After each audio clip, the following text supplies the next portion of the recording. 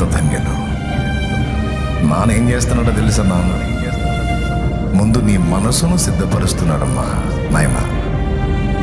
అది సిద్ధమైన తర్వాత నీకన్నీ ఇస్తాడమ్మా, నీకన్నీ ఇస్తాడు. ఇచ్చి నీకు ఆ మనసు వచ్చింది కదా, అప్పుడు నీ చేత ఇప్పిస్తాడు. ఇయ్యమ్మా, బాధలో ఉందిగా ఇచ్చే, ఈయన బాధలో ఉన్నాడుగా ఇచ్చే అని చెప్పే పని లేదు, ఇక నువ్వే ఇస్తుంటావు. అందుకే మనస్సును సిద్ధం చేస్తున్నాడు ముందు.